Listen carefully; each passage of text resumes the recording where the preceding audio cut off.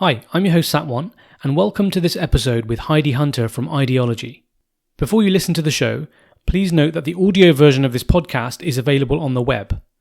Type thepayments.show into your web browser and you'll get a list of all the episodes with links to your favourite podcast player. If you want to join a discussion about the episode, please visit thepaymentsshow.substack.com. You will also find the PDF transcript of this episode there as well. Thanks and enjoy the episode. Heidi, welcome to the Payment Show. Hi, Sat. Thanks for having me. We've been preparing for this for quite some time, so it's great to finally see you. Yeah, you as well. I really appreciate it. But it's kind of good because we've had a bit of time to digest one of your previous colleagues who was on the show, Justin from Locate. That's right. Yeah. So it'd be great to hear from you and another part of the GBG organization in terms of what you're doing in payments. So welcome. Yeah, thank you so much. And where are you joining from today? So I am in GBG's Atlanta headquarters. So I'm from Atlanta, Georgia, stateside U.S., Eastern Seaboard. Okay, great stuff. So it's an interesting setup with the organization. So you're pretty global, which is nice to see. We are. It's a really interesting organization. The company's headquartered out of London. We're traded publicly on the stock exchange.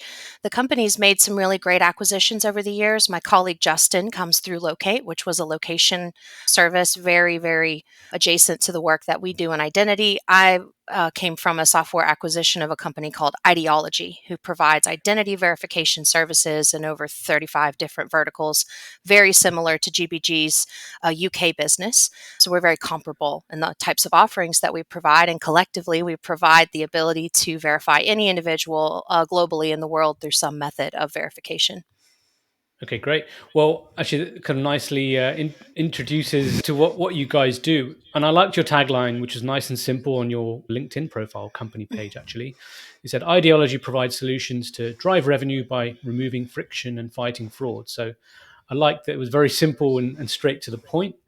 And like you said, through a combination of solutions such as identity verification, fraud management, etc. So I just want to set the scene and talk about some crazy stats that I read, which were provided by your organization. And then we can talk around how those can be addressed with your solution. So one interesting stat was 55% of businesses have suffered fraud attacks in the past year.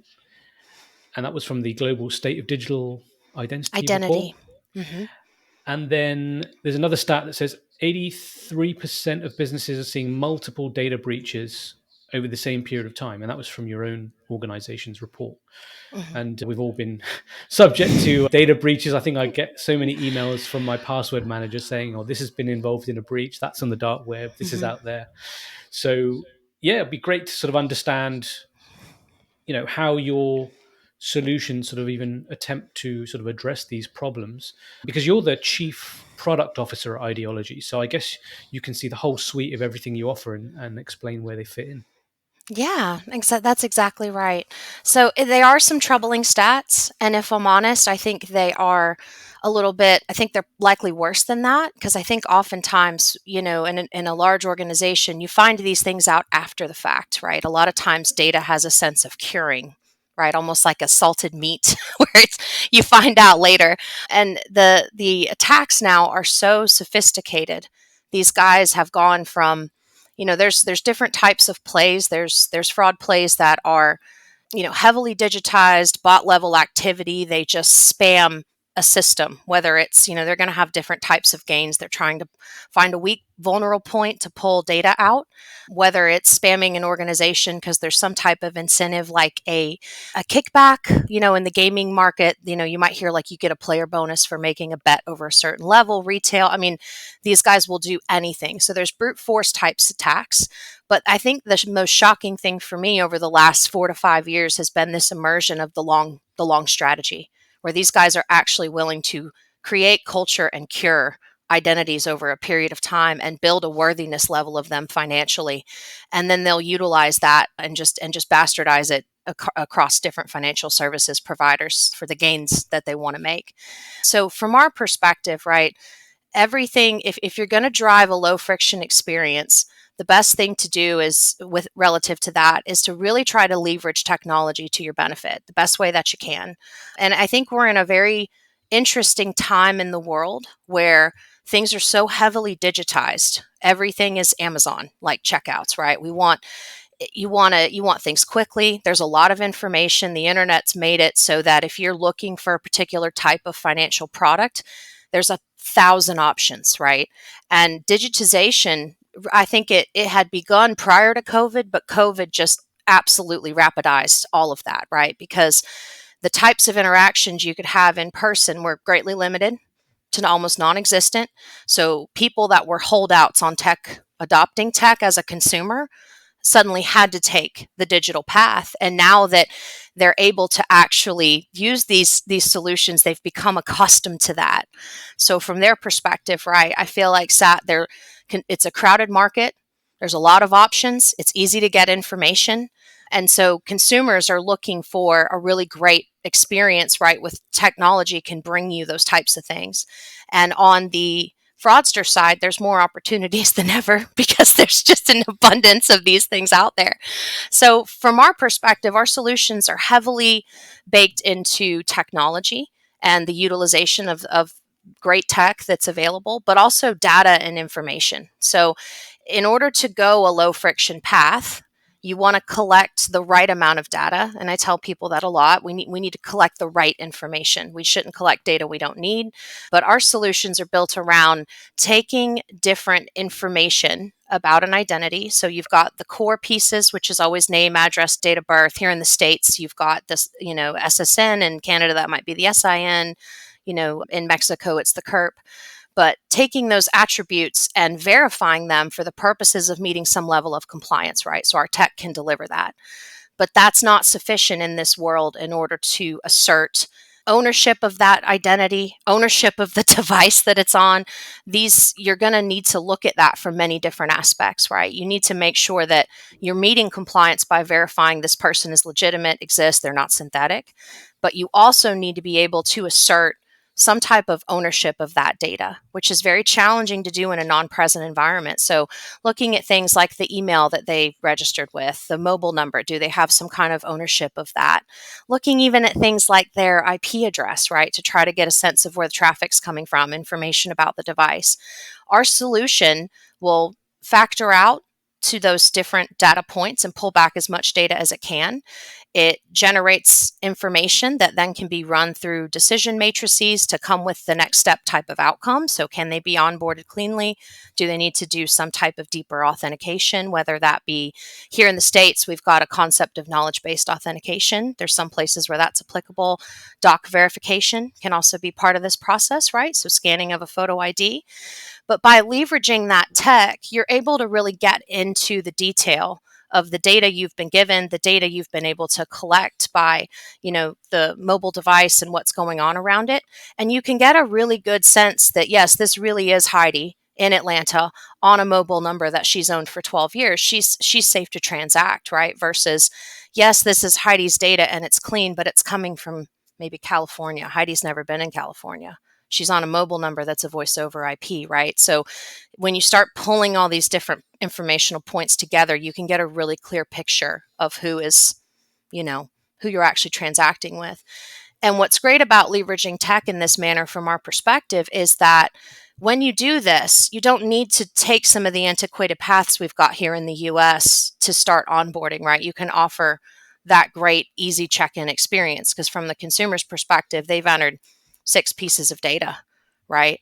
And potentially onboarded with that. So that's the approach that we take when we're building software. And we're just always trying to get ahead of whatever fraudulent activity is accompanying these various data points that we're attempting to verify for our customers.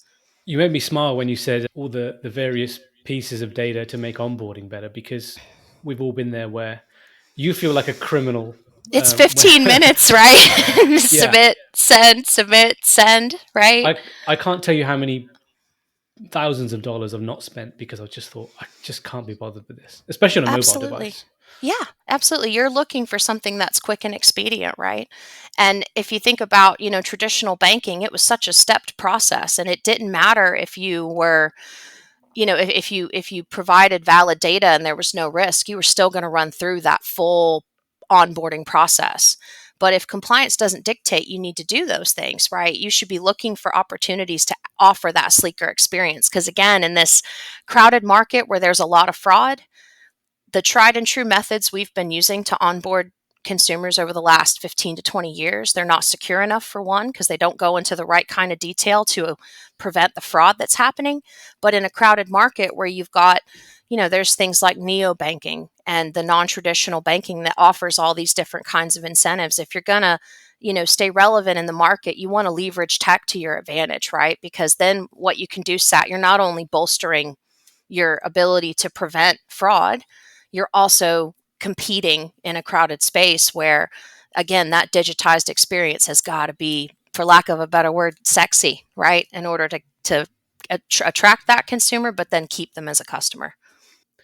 Yeah, agreed. And the other thing is in different age brackets as well. So older people really struggle with a lot of tech verification that I've seen.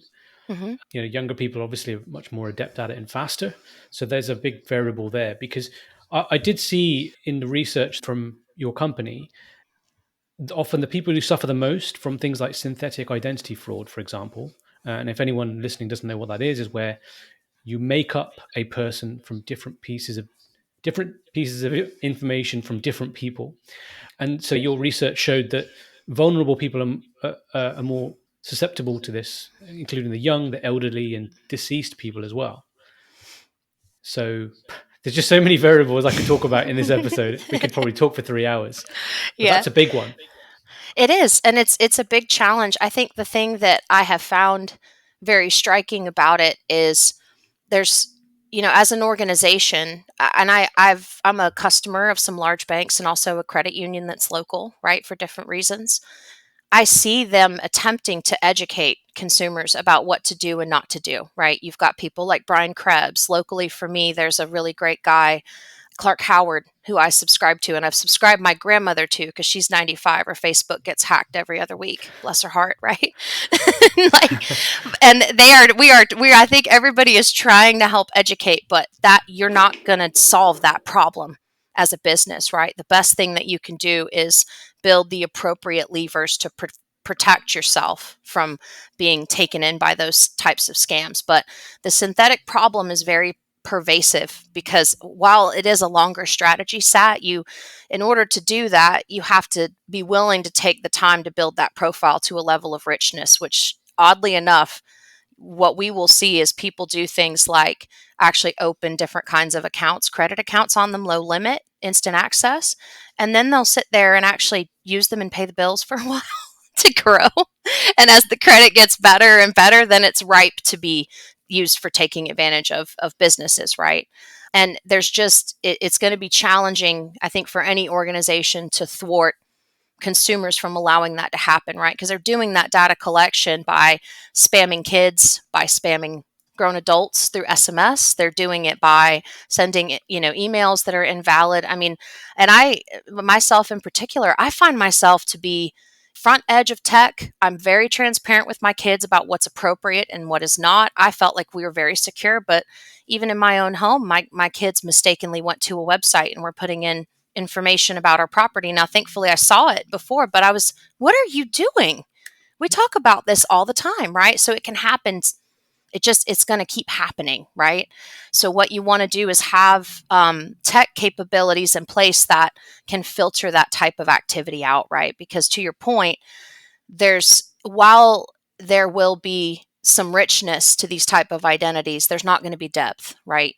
There won't be depth to them. There's going to be things about them that make them inaccurate, incorrect, problems with the mobile number, potentially problems with the email. Things are not going to match up when they're used. And the other way that, we know you can thwart them is through adoption. You can escalate them to things like a digital ID verification. Because then if they have to scan a physical ID, that's going to be challenging for them to, accomplish that quickly. So that's another great barrier to kind of weeding that type of activity out. But you have to do it carefully, right? Because you don't want to be screening out good consumers who are underage, right? Or I would say underage, under my age, that are like in their, their 20s, and maybe you're just moving out for the first time or new to country. So it's a very scalpeled approach to evaluating data to find those problems that needs to be done. But there is great tech on the market, ours and other things that can help you get there. Yeah. Actually, that's what I wanted to drill down on next, because if we look at the solutions, that the main solutions from IDology: identity verification, anti-money laundering, know your customer, and fraud management. Now, on the face of it, other people that compete with you guys will say, well, we offer that as well. Mm-hmm. And your solutions that you offer are very comprehensive. And I just wanted to talk about some of those in detail to differentiate you guys. And I picked a few that attracted me, but feel free to mention some of your favorite sort of differentiation points as well. So for me, with the transaction monitoring, for example, Mm-hmm. giving intuitive visualizations and alerts to people who are sitting at those retailers or payment companies, for example. And in the fraud management, you've got your eDNA, digital identity engine, and Mm-hmm. real-time velocity alerts. So all this stuff sounds really cool, but I'd love for you to maybe talk about some of those key differentiation points where you could address a customer, future customer, perhaps on, well, I've seen all this from somebody else. Yeah, absolutely. I think something that I fall back on, and it's funny, a lot of times I think our competitors like to use this against us, saying that they've been around for years. They're not, they're a dinosaur. They don't use, but what comes from that though, the knowledge that's built into these products, all of them, because all of them have tenure. Everything that I work with here in the US region, it's over 20 years of technology and experience, right? And the maturation of those products have evolved as the data has evolved, right? I actually joined the organization at a time where, if you can believe it, Sat, we used to analyze customer rates to figure out how to approve as many people as possible. So if people were not being approved, my job as a customer agent was to figure out how, make settings changes, and drive as many people through the funnel as possible. So I went from that time to where fraud became digital fraud suddenly came into the mix, and customers are trying to figure out how to wrap their hands around it, to this time now where it's table stakes. If you're working in this space and you don't have layers for fraud prevention, it's going to be difficult for any customer to find value in what you're offering, right? And our solutions all of them have lived through that experience, right? And specifically our eDNA and our consortiums that we have, what's great about those is these solutions are not geared towards data collection to any particular market. They traverse into every vertical that we work in, right? So, and I think that's a really important differentiation, is the depth of our customer base is what adds the value. Because a lot of times, if you're specifically working, if your solutions are tailored for a specific market, gaming, financial services, retail, e-com, neobanking, if you're gearing towards just that style of base, right, the data that you're collecting is going to live just in that environment. But with GBG, our solutions transcend, right? Like my sister company Locate, for example, their reach is incredible. When you're factoring in insights from all these different verticals, it's easier to find fraud, because what we see often, right, it would be foolish for these fraudsters to spend all this time stealing, collecting, creating this data, using it one time and walking away. It's an investment, right? They're going to use it until they cannot. And a lot of times, and I'm sure your listeners know this, money moves. And a lot of times their fraud is one part of the process. They may have been, it may have been a credit card that was opened and all the money was extracted off in some method, but then it's got to get moved, and maybe it gets moved through a payment service, and then that's going to go into a different bank account, or it gets moved to a prepaid card where it's got some level of transience, right? Because of our reach across our solution sets, we can watch this move, right? And our ability to find it faster and flag it sooner is expanded, because we're watching it move. And we actually will see this in our data. We will see a fraudster go from one customer to the next, to the next, to the next, to the next. And the way that we've engineered these solutions, we can provide those insights to all of them, right? This was iffy when it came to you, then it went to this person, and it's moved and it's traveled. And that greatly enriches, right, the probability that this is a fraudulent activity. Because again, going back to, what you were talking about, I mean, why would a consumer go open 10 bank accounts in one day? Yeah. They wouldn't, right? There's just no reason, unless they're going to start the running money for the mob, right? They're not doing that. So I was thinking it's unnatural. I was thinking the only reason you do that is if you win the lottery. That, That's about it. That too, right? And you want that FDIC insurance at every account, right? 1,000. Yeah. Agreed. So I think for us, right, the fact that those would be the two key differentiators I'd stress. And for anybody who's looking for better identity tech, right, these are the questions I would ask is, what is your base made of? What value am I going to get out of your solutions? If they're offering a consortium model, right, what's your reach? What's your coverage like, right? And also, too, have those models been built through a privacy-driven lens, which ours all have? So are they compliant with things like CCPA, CPRA, the new Virginia data laws, right? What are your obligations under that? Ask those questions. That's a key differentiator, because you don't want to be in a position where you're getting the value of this, but you find out it was built through a non-compliant lens or it's not privacy conscious. So having that extension and that reach, but also too, technology that has that tenure, because data has changed. How it's aggregated, how it's sold, how it's made, what's valuable, what's not, has changed tremendously over the last 15 years. And so a solutions provider that has lived through that and adapted their tech accordingly is one that is going to be able to give you a lot of trust and value, because the tech's well built. Yeah. One question that just came to me, just purely out of interest: all these dark web marketplaces where you can buy IDs from as little as a few dollars. I'm guessing that's one of your data points that you feed into your system. You grab those data dumps as well and just feed it into your system. It's not one that America's is currently offering today, if I'm being honest. I think they add a lot of value. I always recommend to my clients that you look at the lift that insights like that can provide and possibly use it adjacent but above what we're doing, because it's similar again to my sister company Locate. You always, layering tech in a manner to get to the best outcome is going to give you the most value. That's a great way to kind of at the top of a funnel screen out things that that you should not be transacting with. But the tricky bit, I think, about the dark web searches is that at some point everybody's data gets breached, right? So if you're going to leverage that type of tech, you want to make sure that you're not screening out people that have been tied up in that, but are not the person that committed that fraud. They just maybe mistakenly clicked an SMS phishing link or a smishing link that collected their data, right? So I think I might have had that in the past as well. you know what? I had one catch me one time. It's like I was saying, I work in this space. It happens to the best of us, right? So Agreed. Yeah. Yeah. Another point that interested me was you offer a multi-industry consortium fraud network. And you also do, as well as domestic, cross-border identity verification. So might be good to talk about that and how that is implemented into your solution. Yeah, absolutely. So within GBG, we have built, we call it the network alert here in the US. You would hear about this outside of the business also through our trust framework. But essentially, it's a contributive model. It's a value addition to being a customer of GBG IDology here in the US. So we do not charge for this. It's just shared insights. But that model, our clients that work with us, when they find that activity is fraudulent in their base, they can share not a person. So it wouldn't be Heidi, it would be a piece of data. So maybe it's the address that was problematic, the email that was problematic, domains.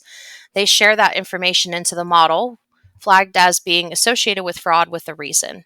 And they put that into the system on their behalf. We have many clients that contribute to this, and then we will actually send them analytic pieces. So if I am customer A and I find out that an email address that I got at registration, like I've collected it, I've sent it into IDology as part of my identity verification, customer B may have flagged that a year ago or 6 months ago or a month ago as being associated with a specific type of payment fraud. I I'm not told who customer B is when they made the contribution, but I will get signals back that say, hey, by the way, somebody else has said this was fraud for this reason. And Okay. you can take that and include it in your model, right? So, and again, going back to the, our consortium, because it's the same level of reach, right? Finding that out, it's a really valuable data point. At any given point, it has around 30 to 40 million attributes in it. Obviously data needs to age, so we do recommend that our clients age things out of it. And it allows customers to anonymously share feedback with each other, which is great. It's kind of like a community, right? That they can do that with. And where we also differentiate with this, as far as I know, we were one of the first US tech companies to offer something like this that was an identity services provider. But we also back these insights with a fraud team. So we have a dedicated fraud team inside of the company. If you want to ever talk to the leader of that team, her name's Crystal Blythe. She's on our page, VP of Fraud. She helped build this entire model. She's been with the company for over 10 years. But Crystal and her team actually pore manually over data sat every day. So they look at our client data, they look for things that need to be reported to my team as potential trends that we need to add some analytics or some modeling against. They also report that feedback to clients. So they will say, your decision rules or your model didn't catch this, but we found it because of subsequent activity. And we would recommend that you take a second look. And then we have yeah. So hold on. When you say a customer's model didn't find something, that would be your solution Mhm. that they're using. Yes. So I'm just trying to understand what you mean by that. How does that work? Yeah, so there's different reasons why that could happen. So maybe when they onboarded with us, right, they wanted to take a lower level of risk profiling, right? They don't want to be as stringent on a certain piece of information. So we might recommend that you put some friction or decline, this, and this. And they may look at the outcome and go, we don't know that we want to do that right now. So this, and also too, well, hold on, let me take a step back. So that can be part of it. The other part of it is that, with all these different solutions, sometimes a client may choose to not take verification of a phone, right? They may say, we're getting mobile insights from somebody else. We don't need your tech, right? It could also be that, like we talked about before, data will traverse. It could be that they were the first customer in a line of fraud, right? And they only know what happened with them because maybe they were the first one impacted. There's lots of different reasons why this can happen. Our system has like millions of settings combinations it can do and lots of little dials to turn and tune things so that we can support those different verticals.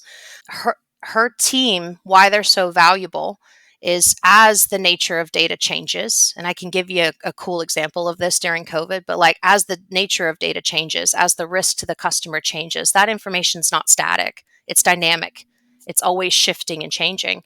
By her team finding these patterns and reporting back things that didn't get through the way that they're decisioning through us today, it allows us to come back in and start turning those knobs and those dials and really refine the settings to address a particular layer of fraud, right? So that's how those things can happen. And then her team helps them basically always stay on the edge of what they need to be doing to either loosen things up or tighten things back down to dynamically adapt to a new situational instance of things that's going on. So Amazing. I've got this vision of all of you working in this bunker every day with we're not lots of screens in front of you, like in Skynet. well, I will say that is appropriate. I mean, during COVID, people were taking the monitors. I have one of the folks that works for me, bless him, he has 6 monitors and he's just he's my product data analyst. But yeah, that's about appropriate. Most of our fraud team has multiple screens that they operate against looking at things. But you just have to, Sat. I mean, Yeah. we use machine learning as part of this, but it runs post cycle. We don't run it up front. We run it after. So every day, because AI is fabulous. You need to use it to speed this up. Because if you can imagine the quantity of traffic we're processing every day, we actually utilize machine learning as part of this cycle, right? So client runs a transaction, it gets into our system, machine learning runs, it'll actually send recommendations to the fraud team. You ought to look at these. These are like the high priority issues for the day. They will assert, yes, no, we think these are bad, share it with the customer, but then they also go look at things that it didn't find and report that back to the model. And it's just a cycle that just runs and runs and runs, right? So AI is fabulous to speed up this process, but we don't feel that you can be solely reliant on a silver bullet. It doesn't exist, right? If anybody creates it, they're going to own the entire market for onboarding individuals in any capacity, right? It absolutely, the scams are so different, they materialize so different. Consumer data is so variant. You have to have sophistication, and it has to be, you need a relationship with an identity solutions provider that's going to keep you abreast of these things as they're constantly moving, because they always are. That's the best way to handle it. And that's what I wanted to move on to next. What trends are you seeing currently with fraud? I mean, the extent to my knowledge comes from some YouTubers who actually fight back against scammers, and I Yeah. read Krebs and things as well. So, but it'd be good to Yeah. know what's happening right now, which maybe somebody's not aware of, or even myself. Yeah. Oh, gracious. I think one of the things that I have found pretty shocking over the last 6 to 9 months, it continues to propagate. There are a number, again, digitization, there are a number of businesses online where you can buy registered domains. You can get banks of phone numbers. Now, they're used primarily for small business. You can get websites, and there has been an absolute surge in the usage of those domains and those banks of numbers to file fraudulent accounts. For whatever reason, I guess it's easier access. I do know that some of the TLDs are seemingly aware. I know they're very aware of, the bot attempts, because when you're going to do a digital account creation, right? So you need identity data, but what are the other things you need, Sat? You need to be able to have contact pieces. That's going to be a mobile number and an email address. You can't just falsify those, because what are they going to do, Sat? They're going to send you a registration email and they're going to send you an OTP to finish it, right? So you actually need to be able to hold those and use them. And I don't know if this is something like some of the TLDs, because I know Gmail's gotten a lot more stringent about creation. I think it's challenging for some to create banks of emails in the manner that they used to. Maybe they're in a smaller quantity because there's so much over usage of some of them. But I think leveraging these third-party programs like this, suddenly you've got a brand new domain that has no user creation against it. You can create thousands through that at a very expedient rate, and it's not going to be governed the same way that Gmail is, right? And likely, because it's a new domain, if there is a client that is using a negative list, they're likely not going to have it, because again, it's a completely new domain. So from a risk perspective, it's going to look clean unless you are diving deep into the detail of the domain, right? Likewise, the mobile numbers, unless you're diving deep into the mobile numbers to try to assert ownership to identity, to look at tenure, to look at the type of account it is it prepaid, postpaid, is it a VoIP? If you're not taking the time to look at that detail, it's going to look okay, because it's not going to be on your flag list. And we continue to see that propagate again and again. That's pretty wild to me. Again, that just shows these guys, the gain must be so good that they're actually willing to spend and transact, right? They take the time and the money to build the synthetic identity profiles or steal the data. And then in tandem, they're actually paying for business services to create banks of information that they can use. So I think the surge of that has been pretty shocking. And we find it. We can find it through our solution. When we do, it's always, let's get it to the client as quick as possible, find the accounts it's been, if there's stuff that got through, have them, get them shut off. But that's been, if I look at our contributed consortium, that's been one of the biggest contributions we've had this year, is email domains and mobile numbers, I think, as a consequence of that. And also the increase in voice over IPs. Again, they're very simple to obtain. You can, host them in any format that you like. So if you think about, if you're filing fraudulent applications on your PC, you've got multiple screens going. I've got a screen where I'm taking in all these mobile numbers. I've got a screen, and that's all hosted, right? My different voiceover accounts. I've got my emails loaded up. It makes this a very clean, organized process, right? And when we look at the timing of these submissions, it's wild. I mean, they're like almost timed perfectly, a minute, 2 minutes apart. So it's either running on some kind of computer program, or these guys are just that efficient. The business model's so efficient that they're just rapidly doing that for creation. From a payment perspective, I think it's interesting that, there's been lots of legislation around, sending of money to different individuals, what the limits are for that, how they're going to start reporting it. It's been wild to see that threshold of activity get reduced to appear be under the radar. That's been pretty wild to see. And I think likely as the government continues to turn the dial on the regulation around P2P transfer, right? I think we're going to continue to see those guys potentially trying to find some alternate method to get their funds moved around. But again, that's a challenging problem to solve. What's the difference between the fraudster that's using P2P to funnel money they've stolen against me and my boyfriend kicking back the same $40 because we keep taking each other out for dinner, right? Yeah, when you say P2P, you mean something like PayPal or Venmo, right? Yeah, Yeah. PayPal, Venmo, yeah, Cash App, Zelle. They all. I mean, you're seeing now it's in the U.S. right. They passed laws in the last. I don't know the exact timing. I'm sorry, it's been about 18 months, but to regulate how much. If a consumer is sending over certain limits, it has to be reported to the IRS as income. That's their way to look for people that are trying to gain income under the radar, right? So I babysit and I pay cash, right? They're trying to track that activity so they can get it for financial, but there's also a regulatory side to that because they know that fraudsters, mob, cartel, they use those mechanisms as well where they can to wash their money and get it moved around. So they're trying to get a handle on that. That legislation, I think, was a big step. It's going to continue to tighten, and it'll be curious to see what avenues those guys go to next to try and get their money moved around. Yeah, the one I read about recently was it was in one of the online newspapers here. A lady lent her friend some money, about £50 or so, and then that person paid her back, but paid I think £300 or £400, and then said, "Oh, I'm really sorry. I was supposed to pay you 50, but can you just withdraw the cash And give it to me. and give it to me?" And she thought, yeah, sure, you've made a mistake. And then the next thing she knew, her bank account had been shut down because they were Yes. doing the travel rule Yeah. stuff, and said, well, that account that the money came from was Was not. proceeds of crime or whatever, or Oh, scamming. gracious. Yeah. So even in your own friend network, you could potentially get screwed over like that. Absolutely. What's your predictions for the future in terms of next year, in terms of what's happening with fraud and cracking down on it? It's a constant cat and mouse game. It We're coming is. up. We're coming up to Christmas now. There's going to be lots of shopping and Retail lots of fraud scams. as well, Yeah. All the holiday chargebacks, fraud. Oh, all that 1,000. stuff. All the So good things. it's a good time to talk about what's coming next year. If you're allowed to share anything cool that you've got coming up, perhaps depends on how you want to address that question. Yeah, I mean, predictions for me, this is what I see. Um, I think as the digital consumer market has grown so quickly and has so many people attempting to get into it, it's become very crowded.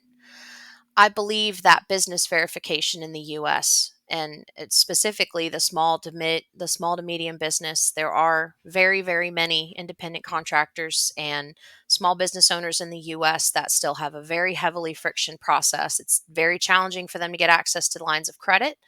Financial services, it's even more challenging if you think about retailers that offer business lines to make sure they can make collections against that. I believe as the consumer market continues to get crowded, that business is the next step. So, what I would recommend is that anybody in financial services look at that as a potential opportunity to open up and find new ways to offer your products. Because I believe in the next 2 to 3 years, that's going to be the next gen market that everybody wants to go after. They are almost completely untapped from what I can see as far as offering digital onboarding products. And I think be thinking about that. That's just a recommendation for me. Relative to fraud, I mean, I think the elephant in the room is ChatGPT, OpenAI. If you are not, if you haven't gone to that site and tried to use it and seen what it's capable of and the information it's capable of providing, I would recommend that you do it today or get someone on your team, get someone that's educated in AI and machine learning. If you're not using it in your company today, think about the application of it and can it help improve your systems and what you're doing, but also be on guard because I fully believe that now that that is readily available, the fraud, the way that it's being committed is going to be supercharged through OpenAI. If it's terrible conundrum because it's such a valuable and interesting tool, I think, for humans, right? We're all entranced by it, learn about it. And if you have someone in your company that's scrappy and good at figuring things out and is a critical thinker, let them play with it. Think about your product. Look up your company. Look up information about your account opening process. Look and see if it can give anybody any insights into potential vulnerabilities and how to cheat your company. Look and see how it talks about security, privacy, technology, and be advised that likely or not likely, I mean, I would guarantee it that it's opening avenues for fraudsters. So try to get a good understanding as an organization of what it's capable of and apply that knowledge to any potential weak points you may have in your own processes, because likely that's going to be the next gen evolution of how we see fraud traverse. Is these guys were already supercharged with, being able to spin up servers and run rapid quantities of activity and share information with each other, and transacting and sharing and selling information on the dark web. Now they've got artificial intelligence to back all of that, and they're very smart. So don't let them get ahead of you on it. Try to get an understanding of it and look for vulnerabilities in your digital workflows to make sure that you're not going to be taken advantage of. Agreed. And actually, on that note, as a lot of, well, I don't know how much percentage, but a lot of frauds committed overseas Mhm. where person's second language might be English, not first. And it can perfect, if you're using ChatGPT to even just say, write this as Right. someone in the UK or US would, that Absolutely. alone is just a huge thing. It's huge, because how are you going to differentiate between a phishing email? Now, today, it's easier to spot it with the grammatical errors. But if that gets weeded out, right? And, again, if they have access to cleansed domains, how can you prevent that, right? It's very challenging. So I would just caution everybody. I mean, just take the time to learn what its limits are and what it's capable of doing, Yeah. and make sure that you have proper filters against that. Yeah. I mean, Yeah. yeah, that was always my filter. I'm a grammar and punctuation Nazi, so Yeah. I can't use that anymore necessarily. So it's crazy. Okay, well, Yep. thank you. One interesting thing I read was that your business compliance requires business to verify the ultimate beneficial owner.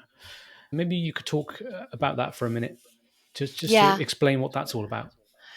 Well, so that this is probably the most challenging layer of being able to perform KYB digitally or even physically, right?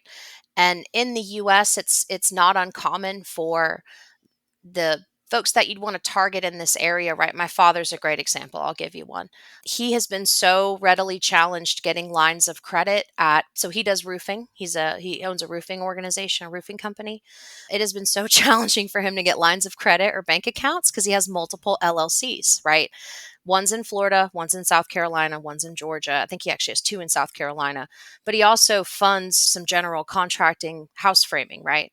And he always gets screened for being risk because he has these different LLCs. And I've tried to explain to him, you look like you're cleaning money for the mob, Pop. That's why. Like, Florida's a hotbed for fraud. So is Georgia. You have these LLCs. You're not doing a ton of money through these things, right? These individual business groups. And, for him in particular, his personal digital experiences are so seamless, but his small business interactions are endlessly painful, right?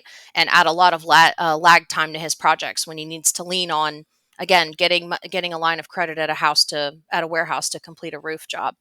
And what's challenging about verifying the ultimate beneficial ownership in the US is that consumer data is very cleanly organized. It's in many different places. You've got public record aggregators. You've got credit companies. The IRS has access to information. There's lots of different data points you can pull to assert identity that are all compliant. Business information and things like small businesses, LLCs, these smaller incorporated organizations, their information is not as readily available. There's only some states that release that information digitally, or if at all. It's very challenging the way that these sometimes get brokered and created sub organizations having, sometimes more than one beneficial owner. So when you get into the point you have to do that verification, it's very challenging because that data can be hidden, right? And how do you know who actually has ownership of this business? The way these things are brokered, bringing in the complication of the 50 states where that can change. It just is a really challenging shifting target to do. What we've provided is data insights that can do that verification for about 50 to 60% of the US consumer base, right? And for us, we pull that information from multiple data sets. We pull it from public record, government licensing, Secretary of State filings, business credit header data, and we are able to assert that through a few levels and verify ultimate beneficial ownership against, again, like my father's scenario where they potentially have multiple businesses that they're joined to, or where a business is, these sub corporations that have been created. We can do that on about that much of the base. Again, I think in a future state, as we continue as here in the States to digitize data, and the states get more on the same page about releasing information, I think you can go fully digital. But what that allows you to do is automatically approve or disapprove information immediately, right? And then you can step the rest into a more traditional process where you're asking for the articles of incorporation, the business license, Secretary of State filings, whatever paperwork you need to get that assertion completed. What I also like about what we've done is we've brought in kind of our tricks and our plays we've learned with KYC. So from a digital perspective, the challenge is still there. And the interesting thing about business data is because, you can go to a local office and pull business license information if you aren't the owner of it, and business record data.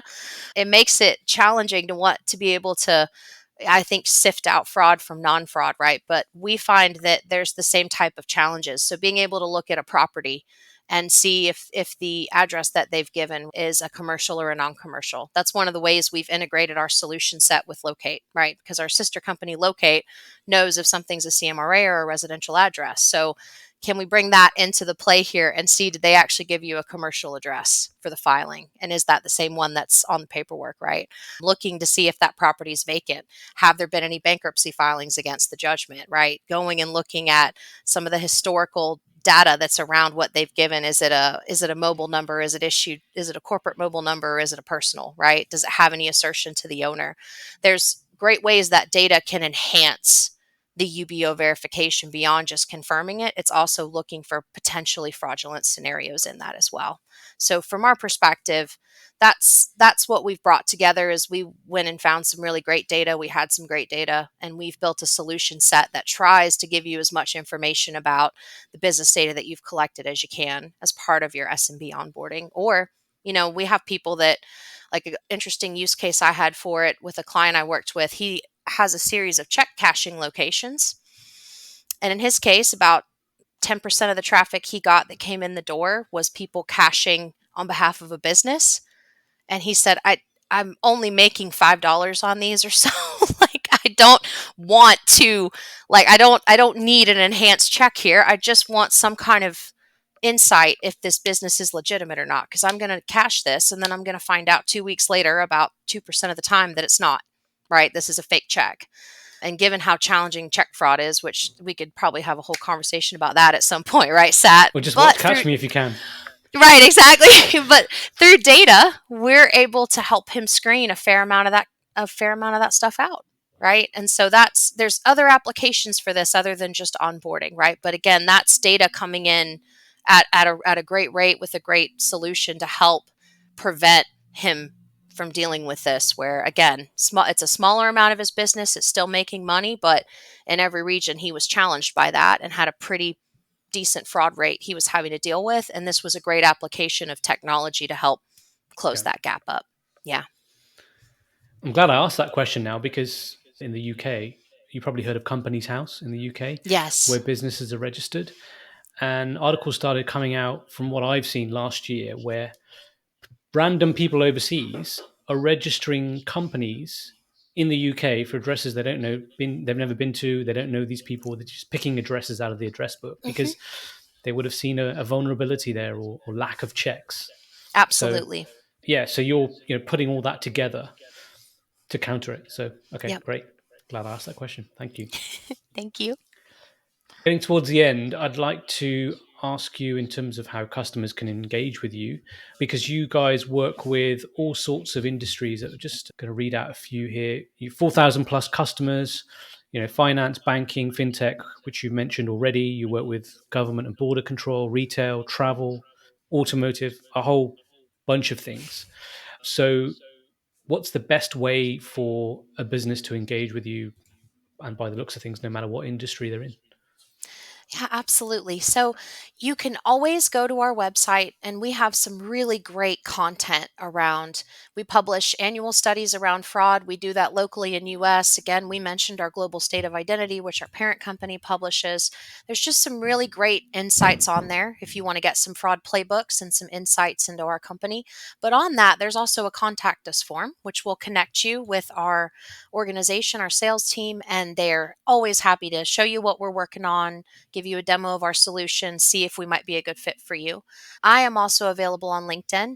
And if you just want to have a chat about fraud or things that are going on, please always feel free to send me a message on LinkedIn. You can find me Heidi Hunter. I work for IDology or GBG. I'll come up under either.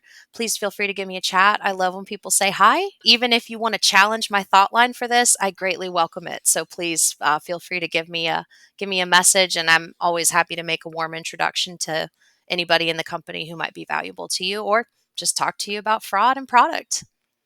Great stuff. Your website is IDology.com, so Mhm. IDOLOGY.com. And on Mhm. Twitter, you're at IDology.